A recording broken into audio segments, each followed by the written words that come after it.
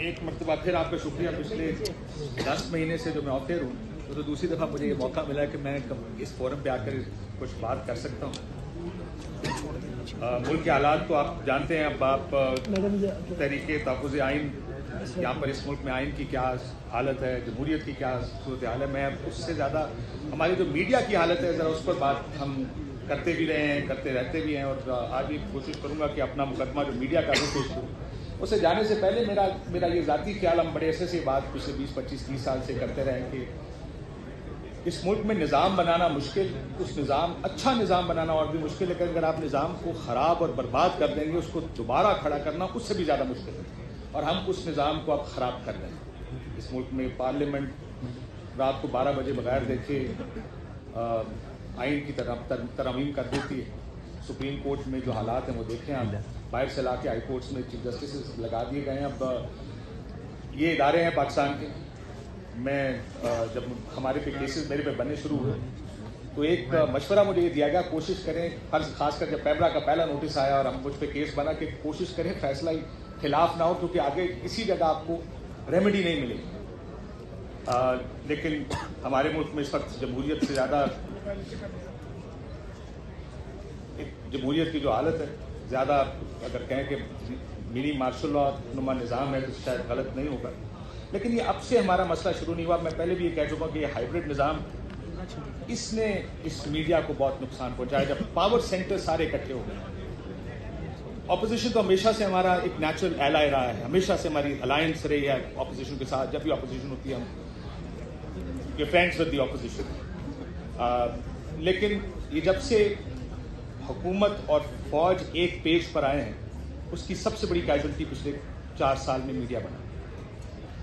हमारे साथ बड़ा मसला, मैं आपको अपनी ज़ात की मिसाल अगर कहें तो मैं दे भी देता हूँ। जैसे मैंने कहा कि पैमरा के नोटिस तो आए, फिर मुझे FBR के जब नोटिस आने शुरू हुए तो मेरे वकील ने एक दिन फ़ोन करके कहा, सर ऐसा कोई कानून नहीं FBR का जो हम पे ना लग गया होगा।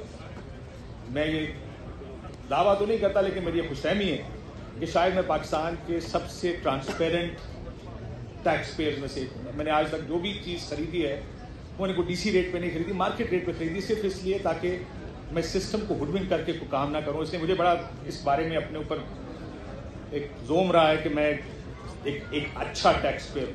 लेकिन फिर जो FBR के निज़ाम ने मेरे साथ किया, मैंने किसी पूछा, उन्होंने कहा सर ये हम नहीं कर रहे, ये कोई और कर रहा।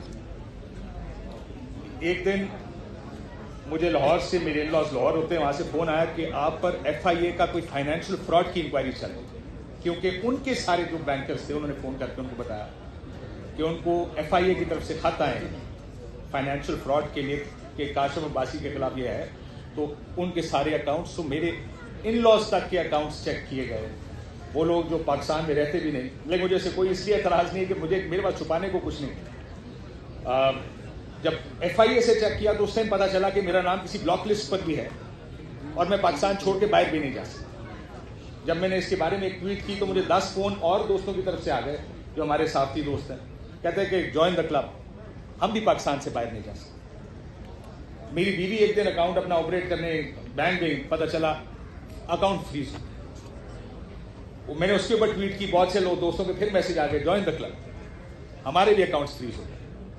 मैंने तो सुना वो असदूर मेरा छोटा भाई है, उसने तोते खरीदे थे, जिस शख्स से तोते खरीदे थे उसके अकाउंट भी फ्रीज थे इसमें। सो ये हालात, और ये मैं एक छोटी सी आपको मिसाल दे रहा हूँ, बहुत सी चीज़ें ऐसी हैं जो शायद फिर किसी वक्त हम बात करेंगे। गुजारा इस हद तक रहती नहीं, बात इससे आगे भी जाती है। बहुत सी चीज़ें हमें कही जाती हैं, कन्वे की जाती हैं। सो हमारे लिए हालात बड़े मुश्किल, सिर्फ इसलिए एक तो जब आप ऑफर किया जाता है वो तो आपको ऑफर कर देते हैं। अब मैं अकेला ऑफर नहीं, मेरे ख्याल है बहुत से और दोस्त भी हमारे ऑफर हैं। तो ये मुकदमा सिर्फ मेरे अकेले का नहीं, ये मुकदमा उन तमाम दोस्तों का है जो टीवी पर बात करना चाहते हैं लेकिन उनको बात नहीं करने दी जाती। मैं तो बहुत कुछ देख चुका। मेरा पहली बैन मेरे पे आया था 2007 में, मेरे पे 2020 में ब्लास्फेमी भी लगाई थी एक दफ़ा, और मेरे में मस्जिदों में तकरीरें भी हुई मेरे खिलाफ। लेकिन ये निज़ाम तो ये तो हम भुगतते आ रहे हैं पिछले बहुत अरसे से, लेकिन पिछले 4-5 साल में ये ज़्यादा ख़राब हो गया, ये ज़्यादा सख्ती आ गई है इसमें। इट्स बिकम ईजी कि किसी एक पॉलिटिकल व्यू को या किसी भी वजह किसी शख्स के व्यू को कंट्रोल ज़बरदस्ती ज़ोर से करने की कोशिश की। और अब पीका भी आ गया। मुझे याद है जब पिछली हुकूमत में पीका आया था तो पार्लियामेंट हाउस के सामने हमने कैंप लगाया, हम सारे उसमें तकरीरें करते थे, ऑपोजिशन आती थी। लेकिन इस दफ़ा पीका लगा, इस दफ़ा हम किसी जगह ना कैंप लगा रहे हैं, ना सहाफ़ी इकट्ठे होकर किसी चीज़ के ख़िलाफ़ अपनी चीज़ के लिए एहतजाज कर रहे हैं, लेकिन लेबलिंग हम सारे कर देते हैं। जो शख्स कहता है कि इलेक्शन में धांधली हुई तो उसको कहा जाता है कि आप इसलिए करें क्योंकि आप एक खुसूसी जमात के की वजह से ये काम करें। हालांकि 2018 के इलेक्शन में मुझे याद है मेरी यही बहस उस वक्त के फौजियों से भी हुई थी, जब मैं कहता था कि प्री पोल तो हुई है, तो जब वो कहते थे कि आप कैसे ये टीवी पर बैठ के कह सकते हैं। लेकिन मसला यहाँ पर यह कि आप उसकी सजाएं देनी शुरू कर दी पहले ही, लेकिन पिछले 4-5 साल में जैसे मैंने कहा कि ये बहुत ज़्यादा बढ़ना शुरू हो गया। FIA के मुकदमे, मुझे नहीं पता, नैब जाऊंगा तो शायद नैब का भी कोई मुकदमा बना हो, FBR, पैमरा, कोई चीज़ इन्होंने छोड़ी नहीं कि जिसका सामना हमें ना करना पड़ा हो। ये भी 2-3 महीने में थोड़ा सा सुकून आया। 25 साल मैंने जर्नलिज्म किया है, मैंने इतने सख्त हालात मेरा ख्याल है जर्नलिस्ट के लिए। खैर मैं जब बात करता हूँ दोस्तों से यार ये भी हुआ है, वो कहते हैं हमारे साथ पिछले दौर में ये हुआ था। अगर कहें कि ये धमकी आई थी, कहते हैं हमें भी ये धमकियाँ आई थी। तो ये पिछले कुछ अरसे में तो कुछ ज़्यादा ये काम बढ़ गया है। मतीउल्लाह जान मेरा भाई बैठा है यहाँ पे, आपको फुटेजेस तो याद होंगी जब इसको उठाने की कोशिश की गई थी। ये सब अब एक रूटीन बनती जा रही है। मैं उन लोगों को, अपने दोस्तों को जो टीवी पर बैठ के आज प्रोग्राम कर रहे हैं, दाद देता हूँ कि वो प्रोग्राम करें जिस माहौल में वो प्रोग्राम। मैं बहुत से दोस्तों से, आप तो मेरे भाई हैं सारे, मैं उनसे मिलता हूँ, वो कहते हैं यार पिछले हफ्ते हम पॉलिटिक्स पे बात नहीं कर सके क्योंकि वो प्रेशर बहुत था। तो किसी ने स्पोर्ट्स पे बात कर ली, किसी ने फॉरेन अफेयर्स, और ये जब फॉरेन इश्यूज आते हैं तो शुक्र करते हैं कि कोई फॉरेन इश्यूज आए, क्योंकि वो पॉलिटिक्स पर बात करना इस मुल्क में इतना मुश्किल हो गया है कि जो लोग बात कर रहे हैं, मैं इन ऑल ऑनेस्टी मैं उनको दाद देता हूँ कि शायद ऑफ एयर होना ज़्यादा आसान है, ऑन एयर होना ज़्यादा मुश्किल है।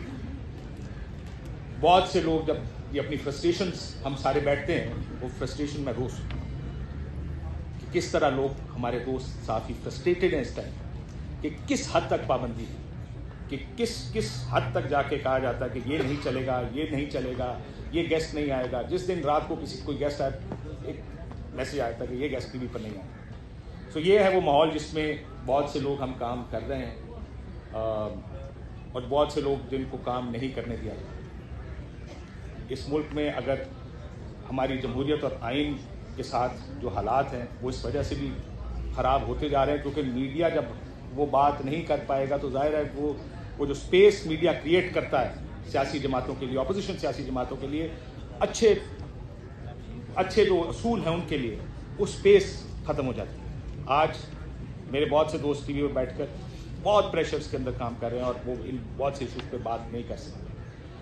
उम्मीद करते हैं कि सेंस विल प्रिवेल। अभी शायद खाकान अब्बास साहब ने, भाई मेरे, कहा कि मीडिया में आवाज़ अब नहीं उठ सकती है। उसकी यही वजह शायद से, क्योंकि मीडिया में आवाज़ उठाने की अब इजाज़त नहीं देते।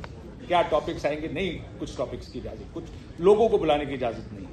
सो इसलिए बहुत कदगने को, बहुत पाबंदियाँ हैं जिसके अंदर ये मीडिया काम कर रहा है। और ये लड़ाई आपकी ज़ाहिर है, लेकिन हमें एज मीडिया, हमने माजी में बहुत लड़ाइयाँ लड़ी। मुझे लगता है कि लड़ाई